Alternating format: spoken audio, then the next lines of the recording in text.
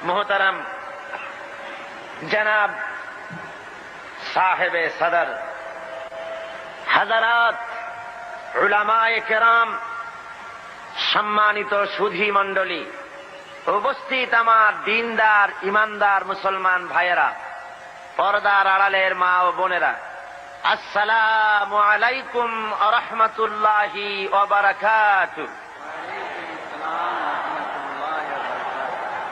মহান মাবুদ, রাজাধিরাজ, সম্রাটের সম্রাট, আকাশ ও জমিনের একচ্ছত্র মালিক আল্লাহ রাব্বুল আলামিনের দরবারে অত্যন্ত বিনয় অবনত চিত্তে শ্রদ্ধা জড়িত কণ্ঠে শুকর আদায় করছি যে মহান মাবুদ কোরআনে কারীমের 5 দিন ব্যাপী তাফসীরুল কোরআন মাহফিলের আজকের এই শেষ দিনে আমাদেরকে শরীক হওয়ার তৌফিক দিলেন।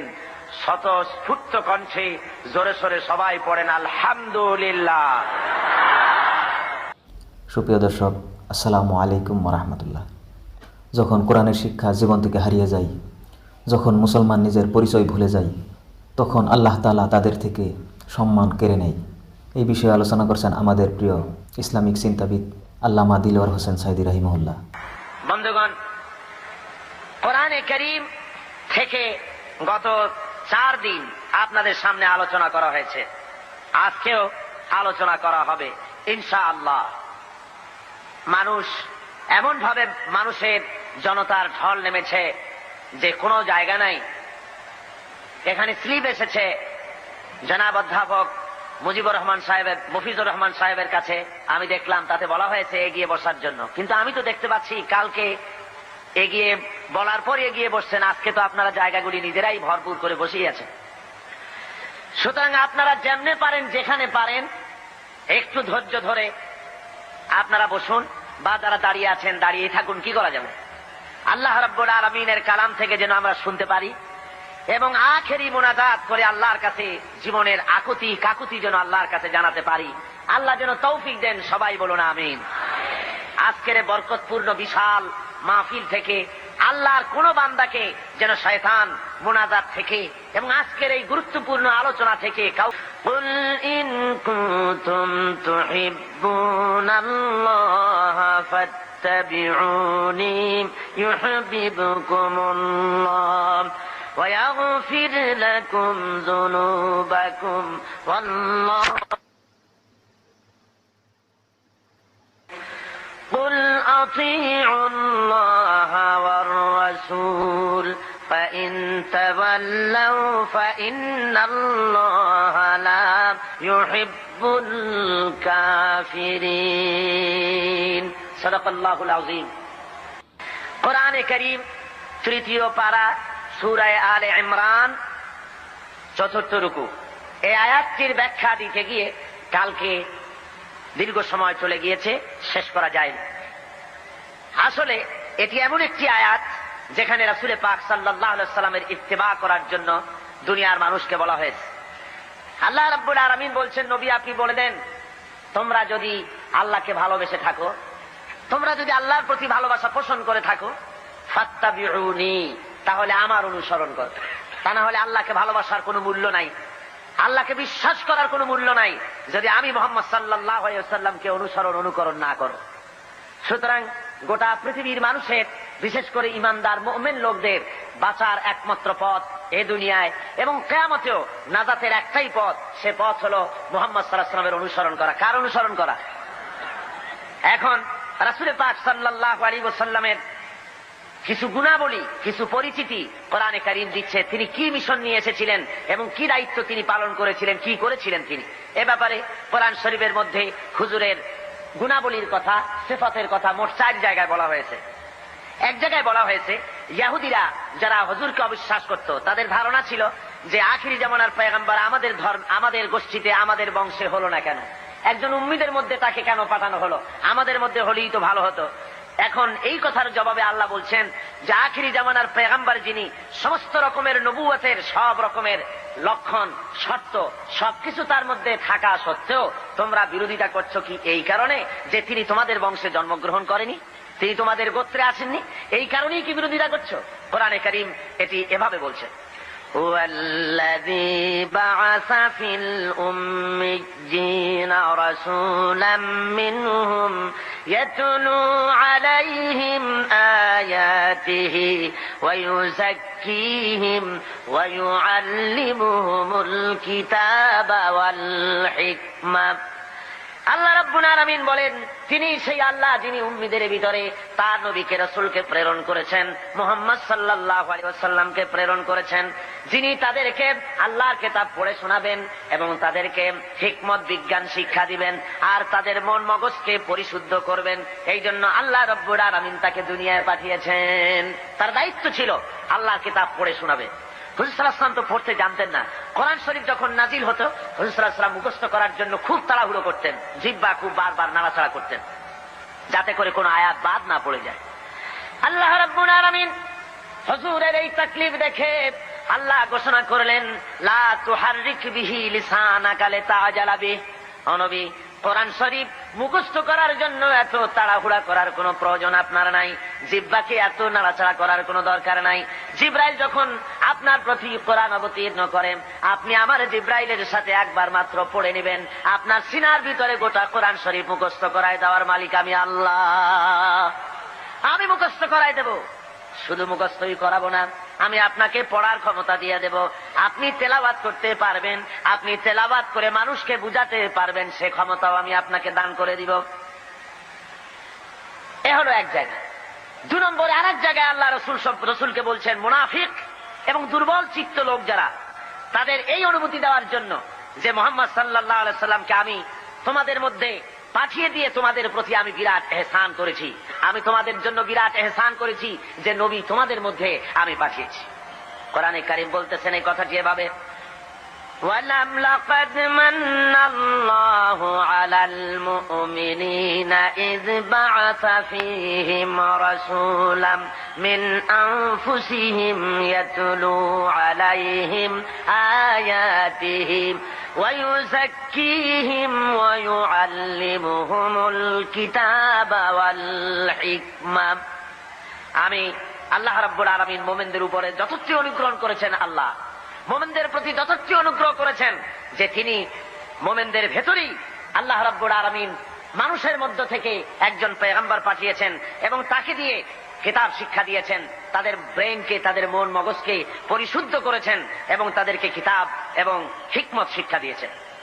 তৃতীয় আরেকটি জায়গায় আল্লাহ বলেন, কামা আরসালনা ফীকুম রাসূলাম মিনকুম ইয়াতলু আলাইকুম আয়াতিনা ওয়া ইউযাক্কিহিম ওয়া ইউআল্লিমুকুম মা লাম তাকুনু তা'লামুন।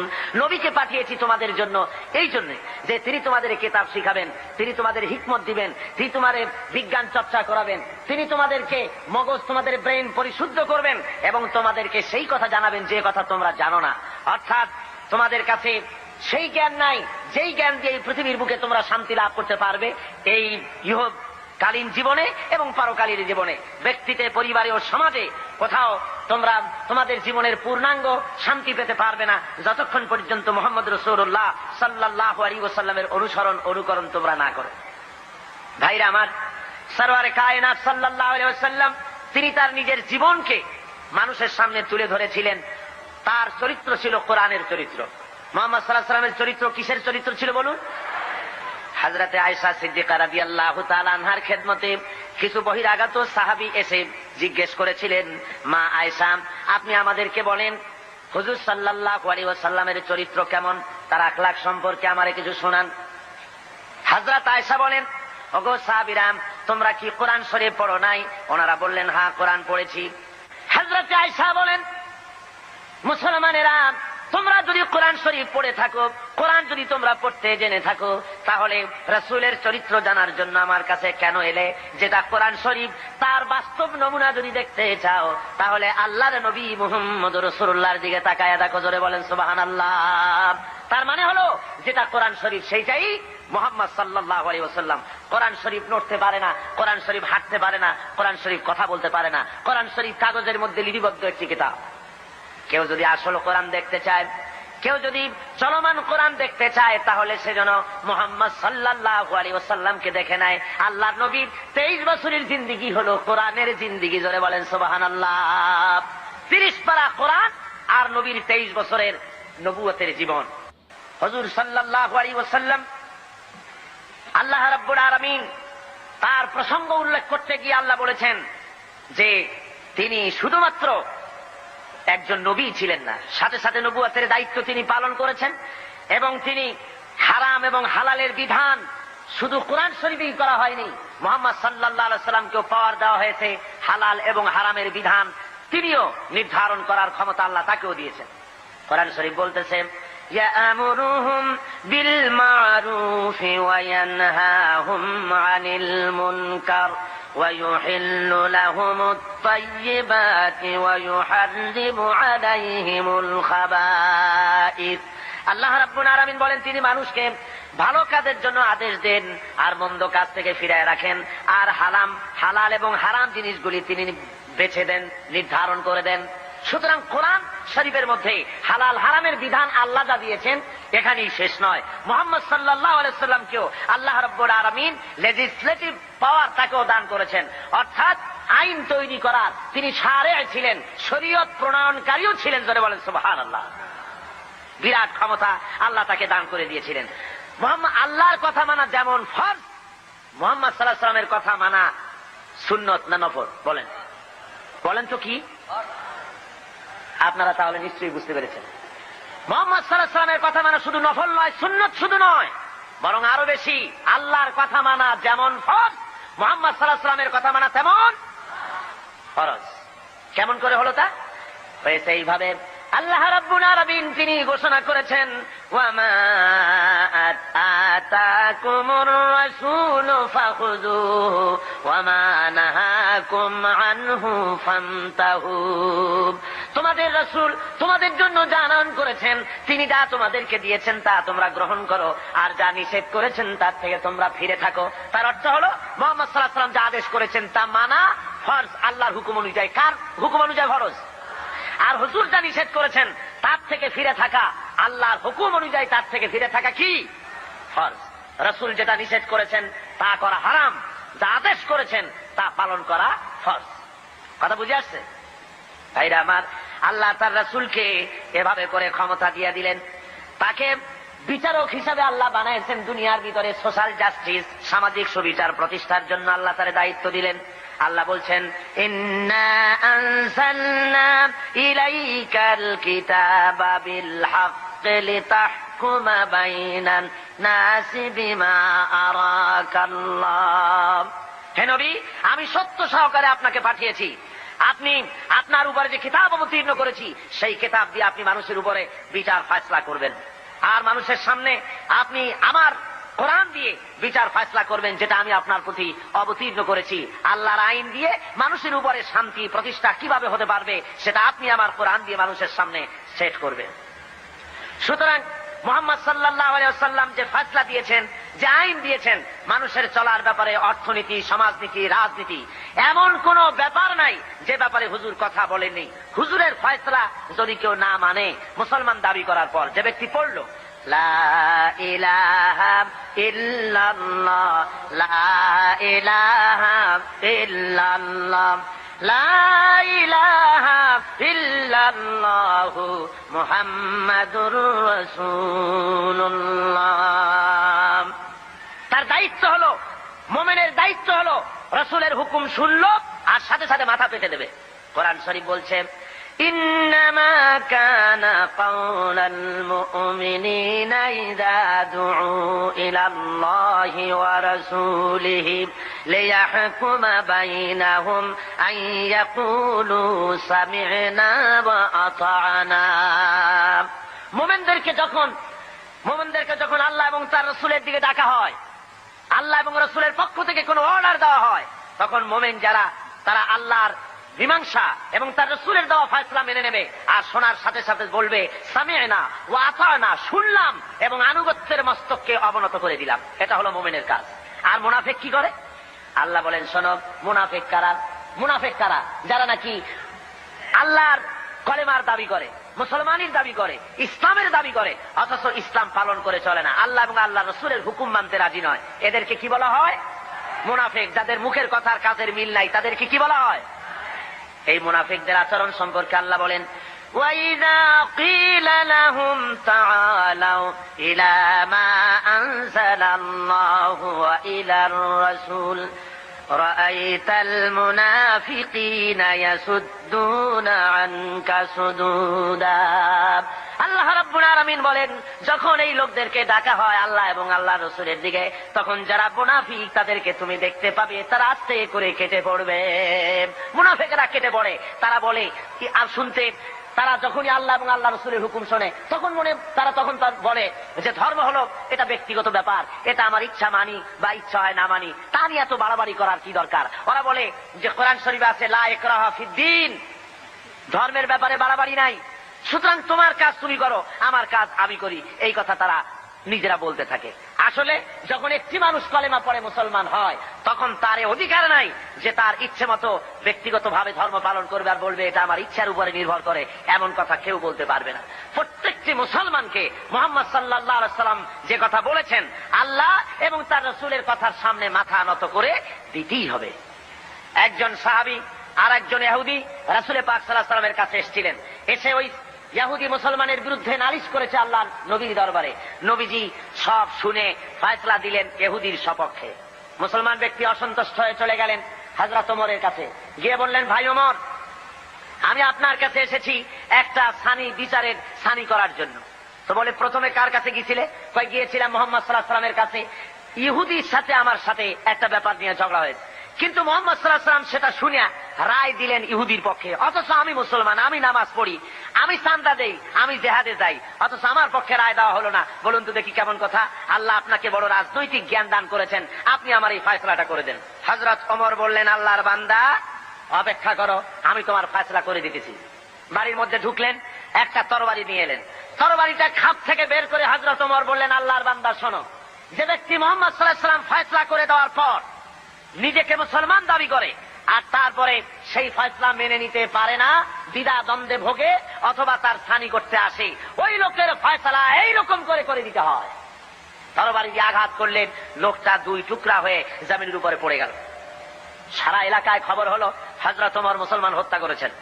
ভাইরা আমার, আল্লাহ রাব্বুল আলামিন বলে দিলেন, কোরআনে কারীমের আয়াত নাযিল হয়ে গেল, ফালা ওয়ারাব্বিকা লা ইউমিনুনা হাত্তা ইউহাক্কিমুকা ফীমা শাজারা বাইনাহুম সুম্মা লা ইয়াজিদু ফী আনফুসিহিম হারাজাম মিম্মা কাদাইত ওয়া ইউসাল্লিমু তাসলিমা।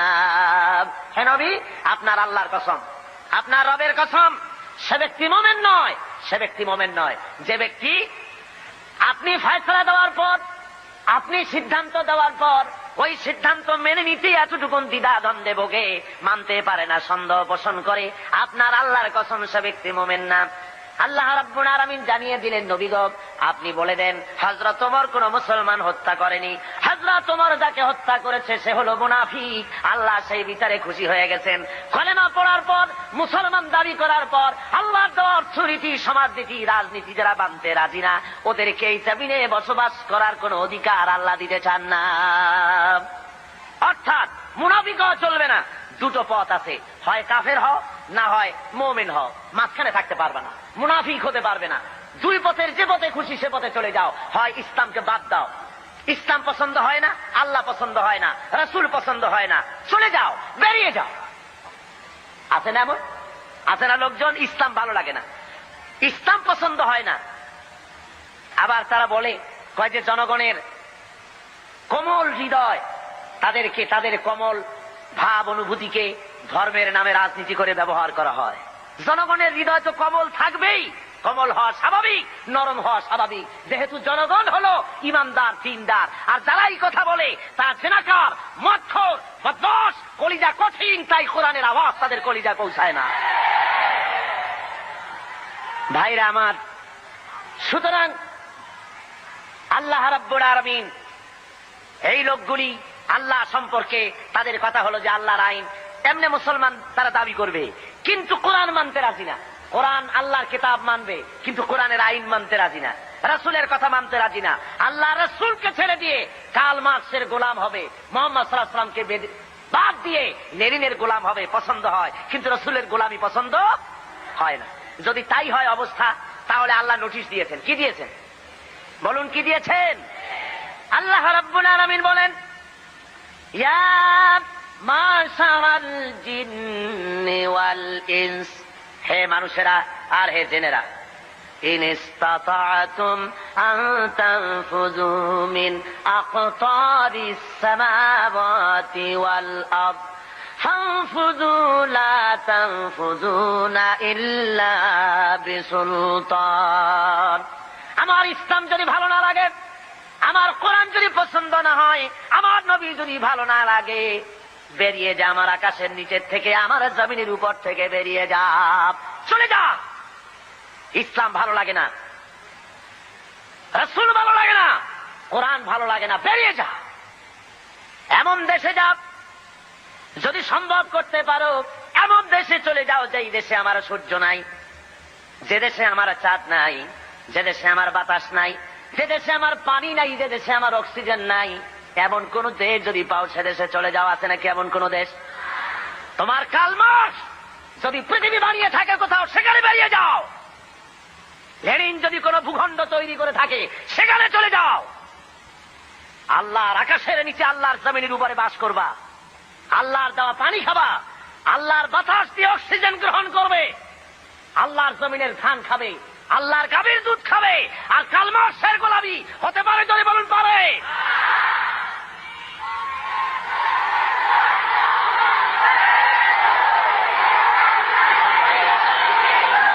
ভাইরা আমার,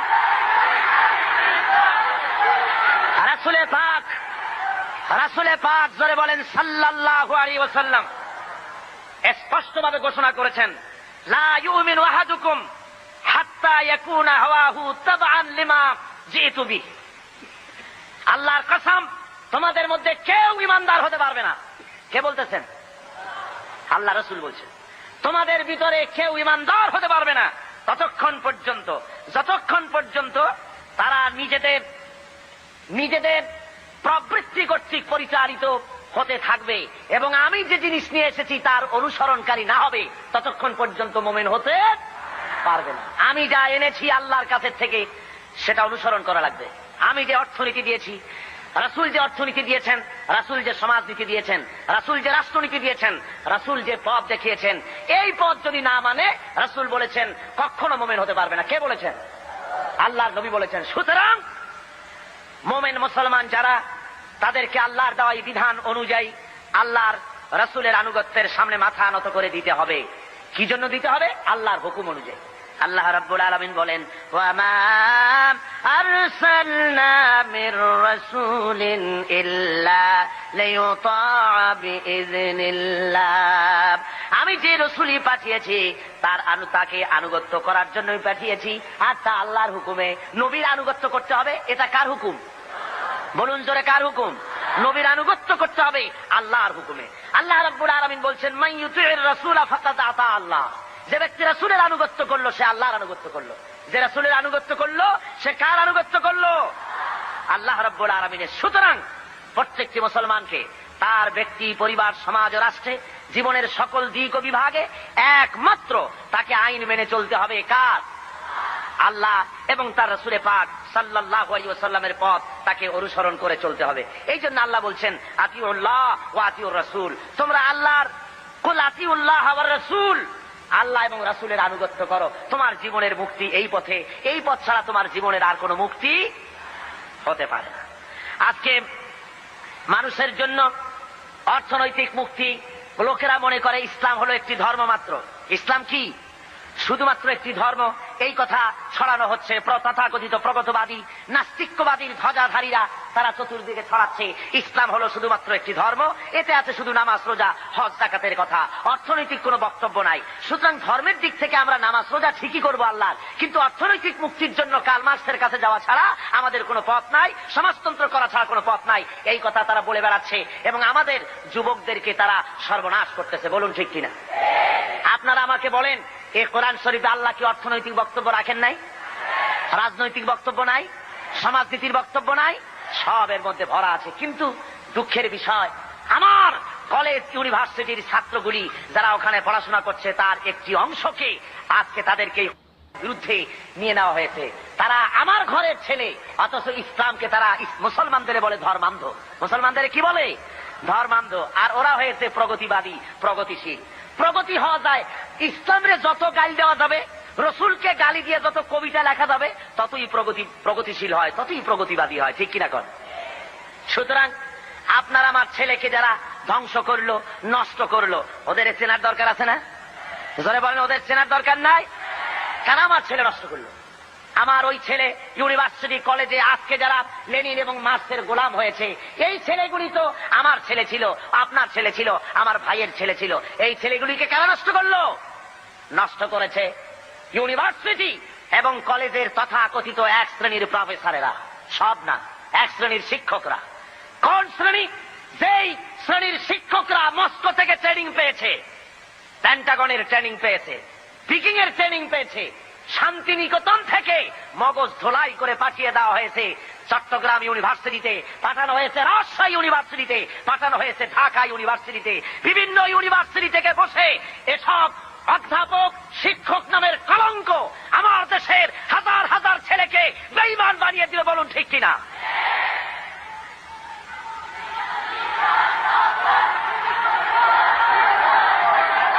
ভাইয়ের আমার,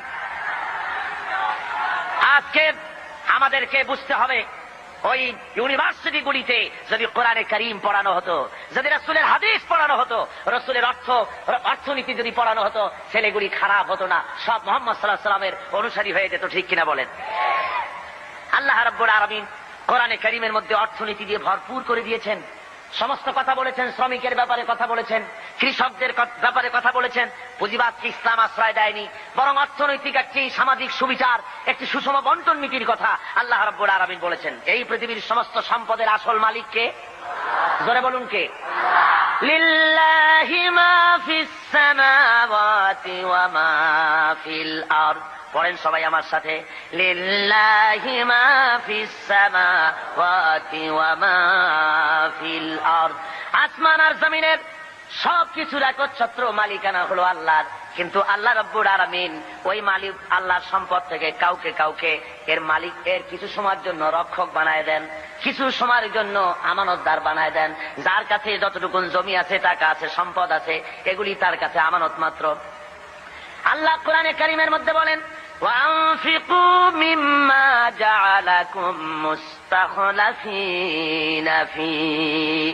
আল্লাহ যে সব ধন সম্পদ তোমাদেরকে দান করেছেন, এর প্রতিনিধি বানায়ছেন, তোমরা তার থেকে আল্লাহর রাস্তায় খরচ করো। এর দ্বারা বোঝানো হচ্ছে ধন সম্পদের আসল মালিক আল্লাহ, তোমার কাছে কিছুদিনের জন্য আমানত রাখা হয়েছে।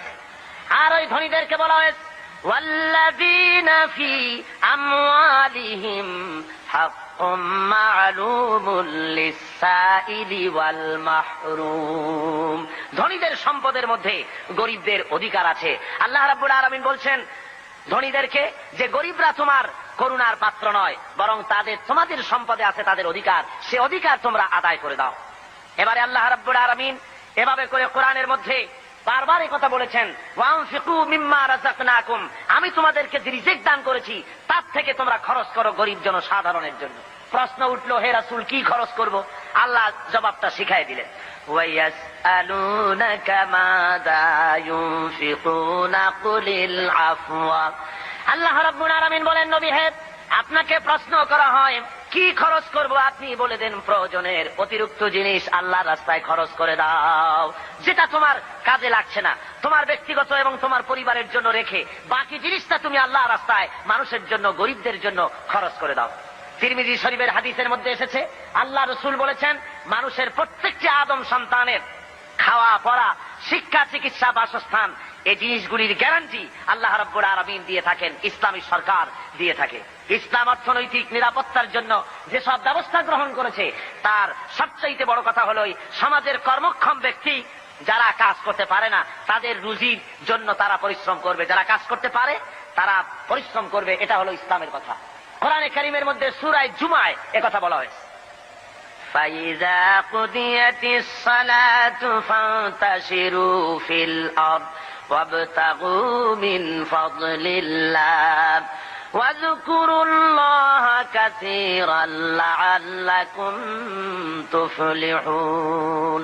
আল্লাহ রাব্বুল আলামিন বলেন, নামাজ পড়া যখন হয়ে গেল, ফাইজা কুদিয়াতিস সালাত ফান্তাশিরু ফিল আরদ, নামাজ পড়া যখন হয়ে গেছে, এখন আর ঘুমায় থেকো না, বেরিয়ে যাও, কলে কারখানায়, খেতে খামারে, অফিসে আদালতে কাজ করো। জোরে বলেন সুবহানাল্লাহ। ইসলাম কাজের ট্রেনিং দেয়, বসে থেকো না, নামাজ পড়া হয়েছে, বেরিয়ে যাও। হাদিস শরীফে এসেছে, ইযা সাল্লাইতুমুল ফাজরা ফালা তানুমু আন তালবি আরযাকিকুম, যখন ফজরের নামাজ পড়া হয়ে গেল, ঘুমায়ো না, ফালা তানুমু, ঘুমায়ো না, বেরিয়ে যাও, কল কারখানা, খেতে খামারে, অফিসে আদালতে উৎপাদন বাড়াও, কাজ করো, নিজের জন্য পরিশ্রম করো, অন্যের জন্য পরিশ্রম করো। হুজুর বলেছেন, সেই ব্যক্তির মতো হতভাগ্য আর কেউ নাই যে নিজের জন্য পরিশ্রম করে না, অন্যের জন্য পরিশ্রম করে না, তার মতো হতভাগ্য আর কেউ হতে পারে না। ইসলাম কাজের কথা এভাবে বলেছেন, আর বলেছেন কি, এই কাজটা যখন করবে তখন কিন্তু আমাকে ভুলে যেও না, আমার কথা মনে রেখো। যখন তুমি কাজে বেরোবে, আমার ফাইদা কুদিয়াতিস সালাত ফান্তাশিরু ফিল আরদ ওয়াবতাগু মিন ফাদলিল্লাহ ওয়াজকুরুল্লাহা কাসীরান লাআল্লাকুম তুফলিহুন, যখন তোমরা রুজি তালাশের জন্য বেরোবে, তখন আমার জিকির বেশি বেশি করে করবে। কার জিকির? আল্লাহর জিকির। তার মানে এটা নয় যে অফিসে বসে আল্লাহু আল্লাহু করবেন, তারপরে জমিনে গিয়ে আল্লাহু আল্লাহু করবেন মুখে মুখে শুধু, তা না। জিকির মানে স্মরণ। জিকির মানে কি? এর মানে হলো, আপনি যখন অফিসে বসবেন, আল্লাহ বলেন এটা তোমার রুজি কামারি জায়গা, অফিসে বসে যতক্ষণ থাকবে তখন আমাকে স্মরণ করবে। আমি যদি তোমার স্মরণে থাকি, তাহলে বাম হাতের ইনকাম করা সম্ভব হবে না। কথা বোঝেন? বাম হাতের ইনকাম এটা আছে নাকি? চিটাগঙ্গে নাই বোধহয়, আছে। ঘুষের টাকা, অবশ্য বাংলাদেশে ঘুষ নাই। বাংলাদেশে ঘুষের প্রচলন আছে নাকি? না না, বাংলাদেশে ঘুষ গেছে বকশিস হইয়া। কয় যে আমার বকশিস দিতে। হযরতে ওমর ফারুক রাদিয়াল্লাহু তাআলা আনহুর জামানায় যাকাত কালেক্টররা যাকাতের টাকা নিয়ে আসছে, এসে বলছে, হে আমিরুল মুমিনিন, এই নিন, এই টোপলাটা হলো যাকাতে। আচ্ছা, ওইটা কি? ওই যে ছোট টোপলাটা? কয় ওটা হলো আমার হাদিয়া, লোকেরা আমাকে দিয়েছে। হযরত ওমর বলছেন, ওটাও জমা দাও। কয় এটা তো আমাদের লোকেরা হাদিয়া দিয়েছে। কয় যাও না, জমা দাও, এরপরে আমি তোমার চাকরি বাদ দিয়ে দিলাম, এখন যাও, দেখি তোমার কেটে হাদিয়া দেয়। তার মানে ওইটা দিয়েছে তোমার চাকরির জন্য। সুতরাং ঘুষ খাওয়া হলো হারাম। ঘুষ খাওয়া কি? হারাম। আল্লাহ রাব্বুল আলামিন বলেন, যখন তুমি কল কারখানায়, খেতে খামারে, অফিসে যখন বসবে, আমার জিকির বেশি করে করবে, আমাকে স্মরণে রাখবে, তাহলে কোন ক্রমে তুমি ঘুষ তোমার বাম হাতের ইনকাম করতে পারবে না। আমার ভয় অন্তঃকরণে তোমার আসবে। এখন যে গভর্নমেন্ট ক্ষমতায় আছেন, এই গভর্নমেন্ট প্রথমে যখন ক্ষমতায় আসেন, এসেই তারা আসবার আগেই ঘোষণা করেছিলেন যে দুর্নীতির বিরুদ্ধে আমরা জিহাদ ঘোষণা করেছি, দুর্নীতির বিরুদ্ধে। এই ঘোষণার পর তারা ক্ষমতায় এলেন। এর কদিন পরেই আমার মাহফিল ছিল বাইতুল মোকাররমে, তো ঘোষক সেখানে উপস্থিত। বোঝেন তো কে? তো আমি সেখানে বললাম মোনাজাতের মধ্যে যে, আল্লাহ, যারা আজকে দুর্নীতির বিরুদ্ধে জিহাদ ঘোষণা করে ময়দানে এলেন, এরাই যেন কিয়ামতের দিন দুর্নীতির দায় আসামি হয়ে তোমার কাঠগড়ায় না দাঁড়ায়। আবার আজকে দেখা গেল সমাজের অবস্থা, যারা দুর্নীতির বিরুদ্ধে জিহাদ ঘোষণা করে এলেন, দুর্নীতি মনে হয় কোন সমাজের এমন কোন একটি রন্ধ্র নাই যেখানে দুর্নীতি আজ না ঢুকেছে। কি কোন ঠিক কিনা? সমাজের পরতে পরতে, সর্বস্তরে, রন্ধ্রে রন্ধ্রে ঘুষ, অনাচার, ব্যভিচার ঢুকে গিয়েছে। এই জন্য আল্লাহ বলছেন, আমি যদি স্মরণে থাকি, তাহলে এই অন্যায় অবিচার করা তোমার পক্ষে সম্ভব হবে না। আল্লাহ রাব্বুল আলামিন এরপরে যারা কাজ করতে পারেন তাদের কি, যারা কাজ করতে পারে না, উপার্জনে অক্ষম যারা, তাদের জন্য আল্লাহ রাব্বুল আলামিনের রাসূল পাক সাল্লাল্লাহু আলাইহি ওয়াসাল্লাম বলেছেন যে যারা কাজ করতে পারে, তারা কর্ম কাজে যারা শক্তি নাই, তাদের প্রয়োজন তারা মিটিয়ে দেবে। ওয়ায়াকফুলু গানিয়ুহুম ফাকিরাহুম, তাদের সমাজের ধনীরা তারা গরিবদের খাবারের বন্দোবস্ত করবে, তাদের অভাব অভিযোগ প্রয়োজনকে মিটিয়ে দেবে। আল্লাহ রাব্বুল আলামিনের নবী বলেন, সেই ব্যক্তি মুমিন নয়, সেই ব্যক্তি মুমিন নয়। তিনবার বললেন। সাহাবায়ে কেরাম জিজ্ঞেস করলেন, ইয়া রাসূলুল্লাহ, কোন ব্যক্তি মুমিন নয়? হুজুর বলেন, যে ব্যক্তি পেট পুরে আহার করার পর ঘুমায় গেল, এই কথা জানার পরে যে তার প্রতিবেশী না খেয়ে আছে, এই কথা জানার পরে যে ঘুমায় গেল। আল্লাহ নবী বলেন, সে যত নামাজি আর যাই কিছু হোক না কেন, আল্লাহর কাছে সে মুমিন বলে চিহ্নিত হতে পারবে না। এর চাইতে উন্নত মানের কথা এই পৃথিবীতে আর কেউ বলতে পেরেছে? বলুন, কি বলেন? আর কেউ বলতে পেরেছে? আর কেউ বলতে পারেনি। রাসূল পাক সাল্লাল্লাহু আলাইহি ওয়াসাল্লাম বলেছেন, আইয়ু রাজুলিন মাতা জিয়ান বাইনা আগনিয়া ফাকাদ বারিয়াত মিনহুম জিম্মাতুল্লাহি ওয়া রাসূলি।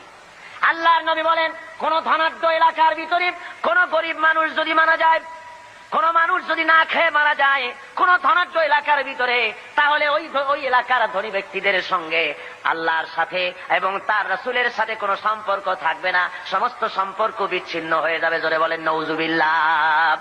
কোন ধনীদের এলাকায় যদি গরিব না খাইয়া মরে যায়, তাহলে ওই এলাকার ধনীদের সাথে আল্লাহর কোনো সম্পর্ক বাকি থাকবে না। রাসূল পাক সাল্লাল্লাহু আলাইহি ওয়াসাল্লাম একথা স্পষ্ট করে বলেছেন। তাই তো আমরা দেখেছি মুহাম্মদ সাল্লাল্লাহু আলাইহি ওয়াসাল্লাম যখন ক্ষমতায় ছিলেন, হুজুর বলেছেন, অর্থাৎ রাষ্ট্রীয় ক্ষমতায় হুজুর বলেছেন, খায়রুল কুরুনে কারনি, সর্বশ্রেষ্ঠ যুগ হলো আমার যুগ। জোরে কান সুবহানাল্লাহ। মানুষ দরজা খুলে ঘুমাবার সুযোগ পেয়েছে, না খেয়ে কেউ মরে নাই। আজকে তো লোকেরা মঞ্চের উপরে দাঁড়ায়, ইলেকশন আসলে পরে কত কায়দার লম্বা জামা গায়ে দেয়, দেখেন না? খদ্দরের জামা একেবারে আমাদের চাইতেও লম্বা জামা, দুই কোনাটা খুব বেশি করে লম্বা, কানাটা ফাড়া। এরপরে মঞ্চে এসে সুন্দর করে বলে, এবার যদি একবার যাইতে পারি ক্ষমতায়, না খাইয়া কেউ মরবে না। কিন্তু কি খাইয়া যে মরবে তাও তারা বলে না। ভাইরা আমার, মানুষেরা বুঝতে পারে না, আর এদের পেছনে দৌড়াতে থাকে। রাসূল পাক সাল্লাল্লাহু আলাইহি ওয়াসাল্লাম ইসলামী বিধানের মাধ্যমে মানুষের খাওয়া পড়া, শিক্ষা, চিকিৎসা, বাসস্থানের গ্যারান্টি দিয়েছিলেন। রাসূল দুনিয়া থেকে বিদায় হলেন, হযরতে আবু বকর, হযরত ওমর, হযরত উসমান, হযরত আলী রিদওয়ানুল্লাহি তাআলা আলাইহিম আজমাইন দুনিয়ার বুকে শাসন করেছেন, পৃথিবীকে দেখাচ্ছেন রাষ্ট্র কেমনে চালায়। নিজেরা না খেয়ে জনগণকে খাবারের বন্দোবস্ত করেছেন। হযরত ওমর ফারুক রাদিয়াল্লাহু তাআলা আনহু তো রাতের আধারে ঘুরে ঘুরে বেড়াতেন, কে খেয়েছে কে না খেয়ে আছে, কার বাড়ি অসুখ কার বাড়ি ভালো, কি অবস্থা, এগুলি রাসূল পাক সাল্লাল্লাহু আলাইহি ওয়াসাল্লামের সাহাবী হযরত ওমর দেখতেন। মানুষের চাপ আর কিছু না। আমি আর ওদিকে লক্ষ্য করবেন, এদিকে লক্ষ্য করেন। আমি তো আপনাদের নিয়ে জিহাদের ময়দানে যাব। কোথায় যাব? তো এই রকমের একটা আওয়াজ শুনে, যদি মানুষের চিল্লানি আওয়াজ শুনে যদি ওদিক ফিরে তাকান, তাহলে আপনাদের নিয়ে জিহাদের ময়দানে যাওয়া যাবে? কি বলেন? সাহসী হতে হবে, দুর্জয় সাহসী হতে হবে। এখানে আর কিচ্ছু নাই, মানুষের বসা ছাড়া আর কোনো কিছু হওয়া সম্ভব নয়, যেহেতু এটা কোরআনের মাহফিল। কিসের মাহফিল? জোরে বলেন, কিসের মাহফিল? সুতরাং লোকেরা বসতে জায়গা পাচ্ছে না বলে প্রচন্ড ভিড়ে মানুষের অসুবিধা হচ্ছে, আর কিছুই না। আপনারা লক্ষ্য করুন, হযরত ওমর ফারুক রাদিয়াল্লাহু তাআলা আনহু রাষ্ট্রপ্রধান, আর রাসূল এমন রাষ্ট্রপ্রধান বানিয়েছিলেন, একদিকে রাষ্ট্রের প্রধান আর একদিকে মসজিদের ইমাম। জোরে বলেন সুবহানাল্লাহ। রাষ্ট্রপ্রধান যিনি হবেন, সেই এলাকার সবচাইতে বড় মসজিদে ইমামতিও তাকে করতে হবে, সে যোগ্যতা থাকা লাগবে। আমাদের দেশে রাষ্ট্রপ্রধান যত আসছেন, যদি শোনা যায় যে উনি আজকে বাইতুল মোকাররমে ইমামতি করবেন, মুসল্লি পাওয়া যাবে একটাও? কি বলেন, পাওয়া যাবে নাকি? হসপিটালের রুগীরা যদি শোনে যে ডাক্তার নাই, ইঞ্জিনিয়াররা আসছে চিকিৎসা করার জন্য, রুগী থাকবে একটাও? পাও ভাঙ্গা রুগীও হসপিটালের জানালা ভাঙ্গে বাইরে পড়বে ভয়তে, যে কোন জায়গার ইনজেকশন কোথায় করে তার তো ঠিক নেই। সুতরাং লোকেরা বলবে, আল্লাহ এমন প্রেসিডেন্টের পিছনে নামাজ পড়া থেকে আমাকে রক্ষা করো, আমাদের বাঁচাও। রাসূল বানিয়েছিলেন এমন, যিনি হবেন রাষ্ট্রপ্রধান, তিনি হবেন মসজিদের কি ইমাম, তিনি অর্থনীতির ইমাম, তিনি গোটা দেশের ইমাম। একদিকে ইমাম, আর একদিকে স্পিরিচুয়াল ওয়ার্ল্ড, অর্থাৎ আধ্যাত্মিক জগৎ, ইলমে মারফতের শৈল শিখরে আল্লাহ তাকে আরোহণ করিয়েছেন হযরত ওমর। হযরত আলী রাদিয়াল্লাহু তাআলা আনহু, হযরত ওমর ফারুক রাদিয়াল্লাহু তাআলা আনহুর জামানায় খেলাফতের আমলে তিনি স্বপ্নে দেখছেন যেন মুহাম্মদ সাল্লাল্লাহু আলাইহি ওয়াসাল্লামের পেছনে তিনি ফজরের নামাজ আদায় করছেন মসজিদে নববীতে। নামাজ শেষ হয়ে যাওয়ার পর হযরতে আলী রাদিয়াল্লাহু তাআলা আনহু তিনি দেখলেন যে মসজিদের দরজা থেকে একজন বুড়ি প্রবেশ করলো একটা পাত্র নিয়ে। রাসূলের কাছে এসে বলছেন, ইয়া রাসূলুল্লাহ, এই পাত্র ভরা খোরমা আমার বাগানের, আপনি খান, সাহাবায়ে কেরামদের মধ্যে ভাগ করে দেন। রাসূল জিজ্ঞেস করলেন, পাত্রটা নিয়ে, মিয়া তোমার নাম কি? বলছে, আমার নাম জুবায়ের। নাও 5টা, তোমার নাম? আমার নাম সাঈদ। নাও 7টা, তোমার নাম? জাবের। নাও 3টা, তোমার নাম? আমার নাম আবু সাঈদ খুদরি। নাও 6টা। এভাবে ভাগ করতেছেন। দিতে দিতে সর্বশেষ হযরতে আলী, হুজুর বলছেন, তুমি কে? হযরত আলী বলেন, হুজুর আমি তো আলী। নাও 1টা। হযরত আলী হুজুরের কাছের থেকে খোরমা নিয়ে নিজের মুখের মধ্যে দিয়ে চিবোচ্ছেন। হযরত আলী স্বপ্নের ভিতরে রাসূলের দেওয়া খুরমার দানা মুখের ভিতরে দিয়ে চিবোচ্ছেন, এমন সময় কানের মধ্যে আজানের আওয়াজ চলে গেল, ফজরের আজানের, আসসালাতু খায়রুম মিনান নাওম। হযরত আলীর ঘুম ভেঙে গেল। তিনি ঘুমের থেকে জেগেছেন ঠিকই, কিন্তু মুখের ভিতরে রাসূলের দেওয়া খুরমার স্বাদ তার মুখের মধ্যে তখনও বিরাজমান। আল্লাহর নবীর জান্নাতি সুঘ্রাণ তখনও হযরত আলীর ঘরের মধ্যে তখনও রয়েছে। হযরত আলী উযু করে মসজিদে নববীর ভিতরে চলে গেলেন, যায় দেখেন হযরত ওমর ইমামতি করতেছেন। নামাজ শেষে ওমর যখন পিছনে ফিরেছেন, হযরত আলী দেখেন মসজিদের ভিতরে একজন লোক ঢুকলো। মসজিদের ভিতরে একজন বুড়ি ঢুকলেন, হাতে একটা পাত্র নিয়ে এসে বলছেন, হে আমার আমিরুল মুমিনিন, এটা আমার বাগানের, আপনি নিজে খান আর রাসূলের সাহাবীদের মধ্যে ভাগ করে। হযরত ওমর ফারুক রাদিয়াল্লাহু তাআলা আনহু খুরমার পাত্র হাতে নিয়ে বলছেন, তোমার নাম কি? কয় অমুক না ওই কয়টা। তোমার নাম কি? অমুক নয় ওই কয়টা। দিতে দিতে হযরত আলীর বেলায় বলেন, আলী তুমি কে? কয় আমি তো আলী। কয় তুমি নাও একটা। হযরত আলী বলেন, ভাই ওমর, তোমার কাছে তো খুরমা আরো আছে পাত্রে দেখা যায়, আমার ঘরে ছেলে পেলে আছে, দিলে তো তুমি আরো দিতে পারো, আমার একটা কেন দিলে? একাধিক দাও না কেন? হযরত ওমর বলেন, ওরে আলী, বিগত রজনীতে স্বপ্নের ভিতরে যদি নবী মুহাম্মদ রাসূলুল্লাহ সাল্লাল্লাহু আলাইহি ওয়াসাল্লাম তোমারে একাধিক খুরমা দিতেন, আমি ওমরও তোমাকে একাধিক খুরমা দিয়া দিতাম। কেমন রাষ্ট্রপ্রধান আমিরুল মুমিনিন হযরত ওমর ফারুক রাদিয়াল্লাহু তাআলা আনহু। মানুষের একদিকে আমিরুল মুমিনিন রাষ্ট্রপ্রধান, আর একদিকে দুয়ারে দুয়ারে ঘুরে বেড়াচ্ছেন, কে খেতে পারতেছে কে খেতে পারতেছে না, সব ঘুরে ঘুরে তিনি দেখতেছেন। একবার তিনি এক মুসলমান বাহিনী, ইসলামী বাহিনী যুদ্ধ করতে গেছে, জিহাদের ময়দান থেকে ফিরে আসতেছে তারা, তিনি খবর নেওয়ার জন্য এগিয়ে গেলেন। খবর নেওয়ার জন্য এগিয়ে গিয়েছেন, প্রতিমধ্যে এক বুড়ির সঙ্গে দেখা। বুড়ি জিজ্ঞেস করেন, ভাই মিয়া, তুমি কি জানো হযরত ওমর কোথায় গেছে? হযরত ওমর পথে নিজের পরিচয় দেওয়া সঠিক মনে করলেন না। তিনি বললেন যে ওমর এই দিকে গেছে, নিজের দিকে দেখালেন। বুড়ি মনে করছে ওই দিকে গেছে। হযরতে ওমরের কথার পর বুড়ি বলছে, পথিক তুমি কি জানো ওমর কেমন আছে? কয় হ্যাঁ জানি তো। ভালো আছে? কয় তুমি তো বলছো ভালো আছে, আমি বলি ওমর নিপাত যাক। হযরত ওমর বললেন, মা তা কেন? কয় যে আমি আজকে 3-4 দিন পর্যন্ত বাইরের থেকে এসেছি, আমি মদিনার লোক না, তো আমি এখানে আছি, খলিফার কাছেও যেতে পারি না, আর আমিও আমার খাবার ঠিক মতো পাই না, সেই জন্য অসন্তুষ্ট হয়েছি যে তিনি বলেছেন ফোরাতের কুলে যদি একটি ছাগল একটি কুত্তাও যদি মারা যায় না খাইয়া, আমি ওমর দায়ী হব, তা আমি তো মানুষ, আমি তো খাবার পেলাম না, সেই জন্য আমি অসন্তুষ্ট হয়েছি। তারপরে হযরত ওমর বলছেন, বুড়িমা তুমি ওমরের উপরে খুব নারাজ হয়েছে দেখা যায়, তো হযরত ওমর তো খুব ব্যস্ত, যুদ্ধ চলতেছে বাইরে, আর সমস্ত জিনিস নিয়ে তিনি খুব ব্যতিব্যস্ত আছেন, তা তুমি কি হলে ওমরের প্রতি খুশি হও? বুড়ি বলছে, তোমাকে তো খুব ওমর ভক্ত লোক বলে মনে হয়, তা দাও তো দেখি আমাকে এতগুলো দিনার, তাহলে আমি খুশি হই। হযরত ওমর পকেটে হাত দিয়েছেন সে পয়সাগুলি বের করার জন্য। এমন সময় যে এলাকায় মুসলমানেরা যুদ্ধ করতে গিয়েছিলেন, সেই এলাকা থেকে তারা ফিরে এসে প্রতিমধ্যে হযরত ওমরকে দেখে বলছেন, আমিরুল মুমিনিন খলিফাতুল মুসলিমিন, আল্লাহর শুকর যে আল্লাহ আমাদেরকে জয়ী করেছেন। শুনে বুড়ি যখন শুনলো যে আমিরুল মুমিনিন, সে ভয়তে থরথর করছে, সর্বনাশ, হযরত ওমরের সামনে আমি বলছি যে ওমর নিপাত যাক। বুড়ি তখন করজোরে বলছে, আমিরুল মুমিনিন আমি বুঝতে পারি নাই, ভুল করেছি, আপনার সামনে আপনার নিপাত কামনা করেছি, আমি বুঝি নাই, আমারে আল্লাহর রাস্তে মাফ করে দেন। হযরত ওমর বলেন, বুড়ি মাফ করা লাগবে না, আমার উল্টা মাফ চাই না, বরং আমি মাফ চাই। তুমি বলার আগে আমি যে তোমার ক্ষুধার খবর নিতে পারি নাই, এই জন্য তুমি কিয়ামতের ময়দানে আল্লাহর দরবারে আমারে তুমি আসামি বানাইও না। ইসলাম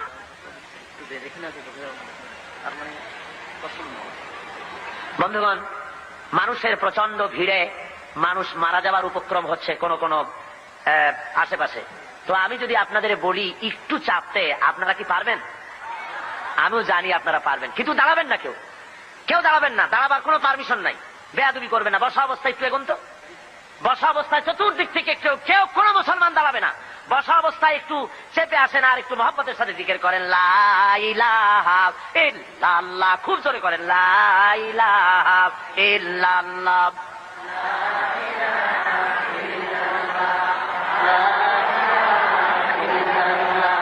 লা ইলাহা ইল্লাল্লাহ, লা ইলাহা ইল্লাল্লাহ, লা ইলাহা ইল্লাল্লাহ, লা ইলাহা। আরো জোরে করুন,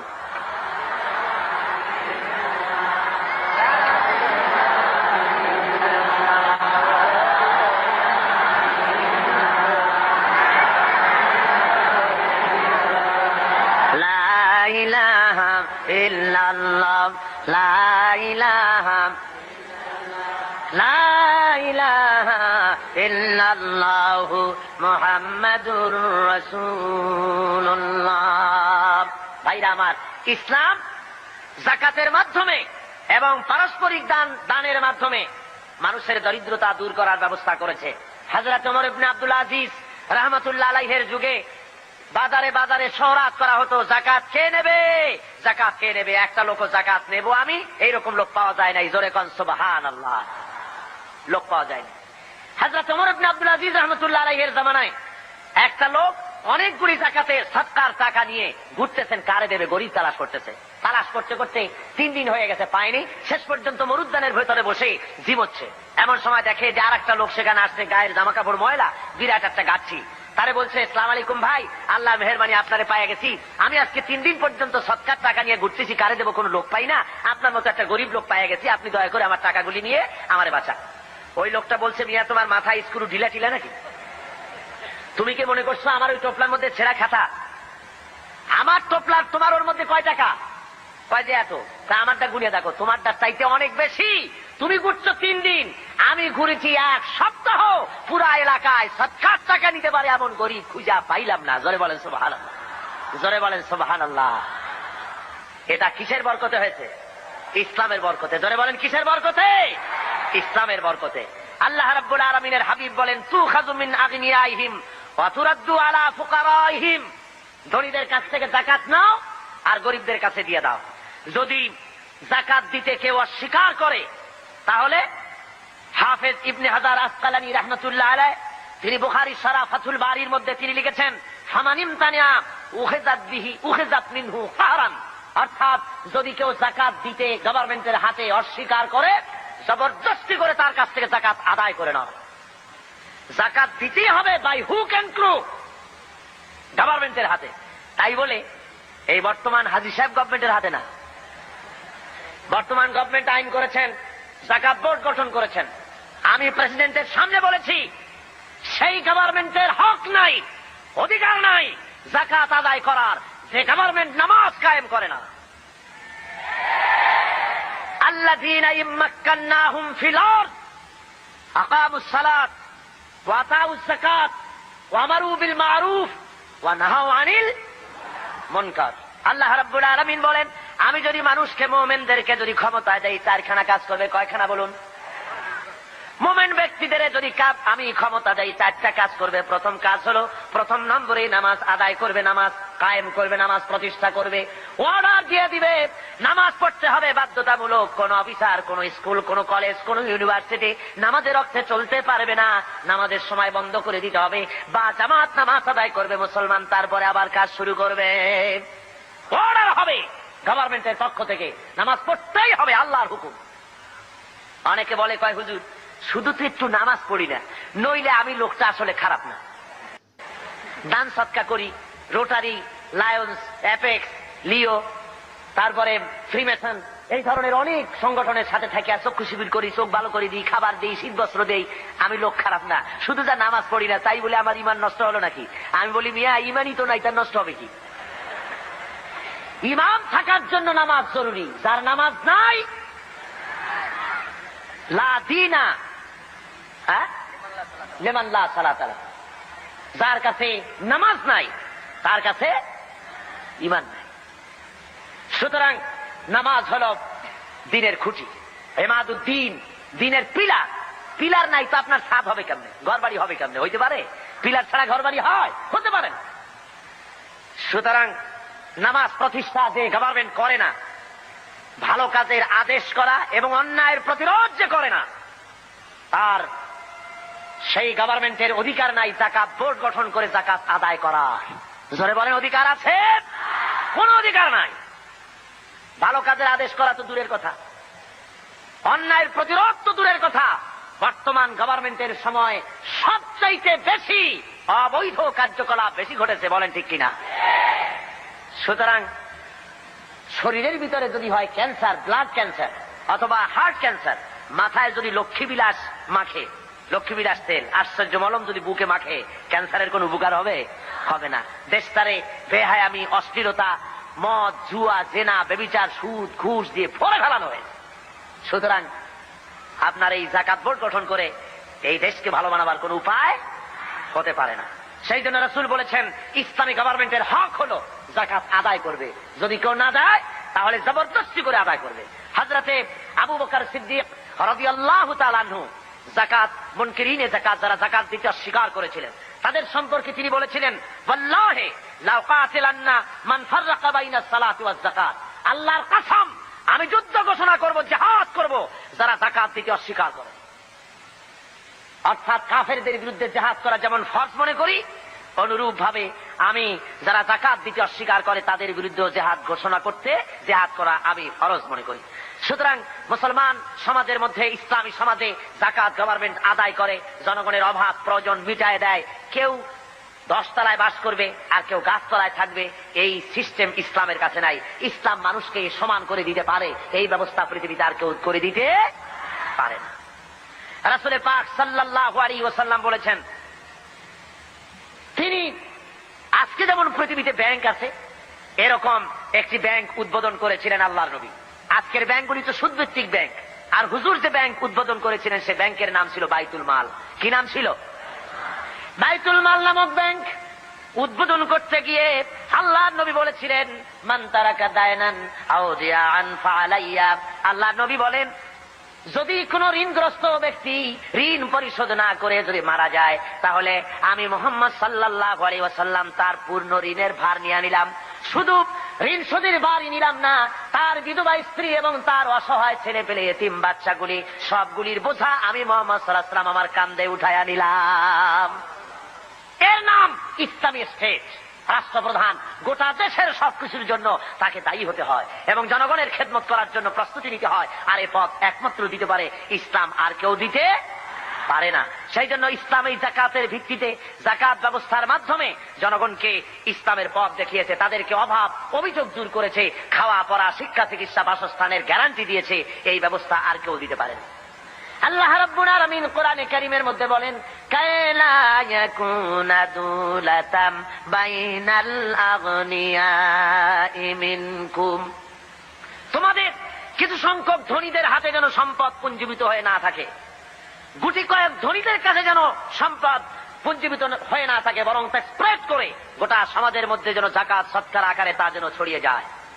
আল্লাহ রাব্বুল আলামিন বলেন, কিয়ামতের দিন জাহান্নামীদেরকে প্রশ্ন করা হবে, ইয়াতাসাআলুনা আনিল মুজরিমিন মা সালাকাকুম ফি সাকার। জাহান্নামীদেরকে জিজ্ঞাসা করা হবে, কেন তোমরা আজকে জাহান্নামে এলে? ওরা জবাবে বলবে, ক্বালু লাম নাকু মিনাল মুসাল্লিনা ওয়া লাম নাকু নুতঈমুল মিসকিন। ওরা বলবে, আমরা নামাজ আদায় করতাম না আর আমরা ফকির মিসকিনদেরকে খেতে দিতাম না, এই কারণে জাহান্নামে এসেছি। এই আয়াত দ্বারা প্রমাণ হলো জাহান্নামে মানুষ যত কারণে যাবে তার মধ্যে 2টা কারণ হলো বড়। কয়টা কারণ বড়? 2টি কারণ বড়। একটি হলো নামাজ আদায় না করা, 2 নম্বর হলো এতিম মিসকিন গরিবদেরকে খেতে না দেওয়া। যদি এভাবে করা হয়, এই কারণে আল্লাহ তাদের জাহান্নামে দিবেন।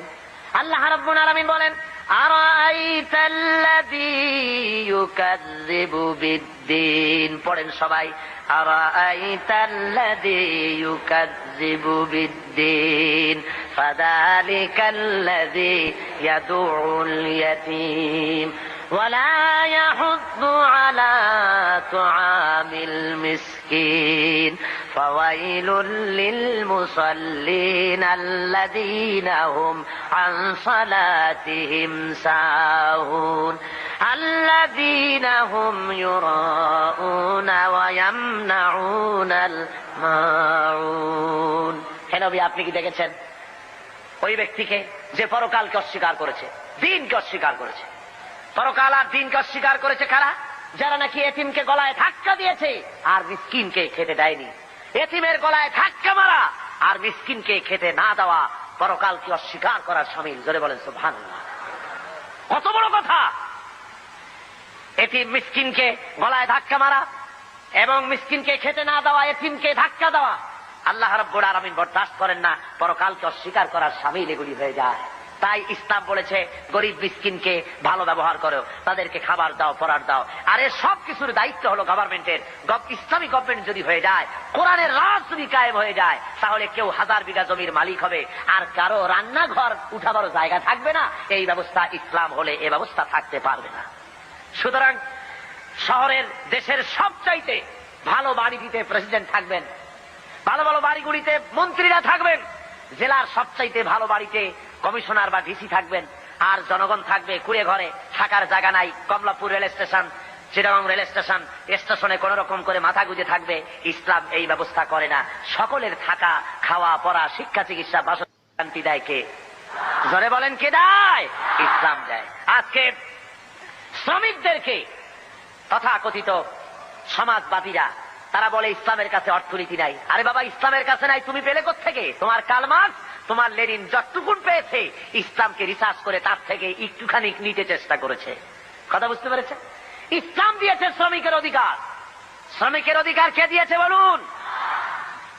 শ্রমিককে হিংসা করা নিষেধ, ঘৃণা করা নিষেধ। যেহেতু শ্রমিককে আল্লাহ রাব্বুল আলামিনের হাবিব বলেছেন আল কাসিবু হাবিবুল্লাহ।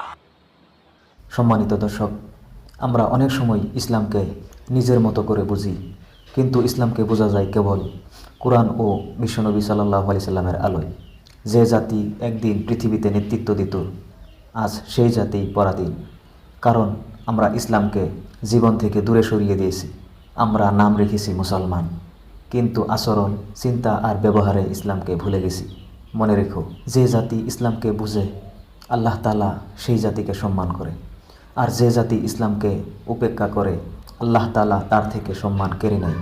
চলো আজ থেকেই শুরু হোক জীবনের এক নতুন যাত্রা, কোরআনের দিকে, হাদিসের দিকে, সত্যিকারের ইসলামের দিকে। এই ওয়াজটি যদি তোমার ভালো লেগে থাকে তবে ভিডিওটি শেয়ার করো, আর এমন আরও ভিডিও পেতে আমাদের চ্যানেল জান্নাতের পথ সাবস্ক্রাইব করে রাখো। আসসালামু আলাইকুম ওয়া রাহমাতুল্লাহ।